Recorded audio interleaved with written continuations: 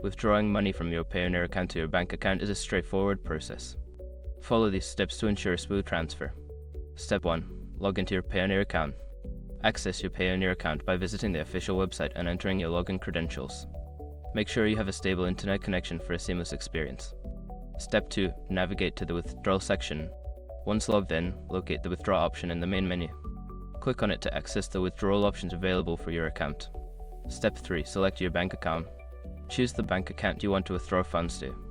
If you haven't linked the bank account yet, you will need to add one by providing the required banking details. Step 4. Enter the withdrawal amount. Specify the amount of money you wish to withdraw from your Payoneer balance. Ensure that you have enough funds available in your account to cover the withdrawal. Step 5. Confirm the withdrawal. Review the details of your withdrawal request, including the amount and the bank account information. If everything looks correct, confirm the withdrawal to initiate the transfer. After completing these steps, your withdrawal request will be processed. Depending on your bank and Payoneer's processing times, it may take a few business days for the funds to appear in your bank account.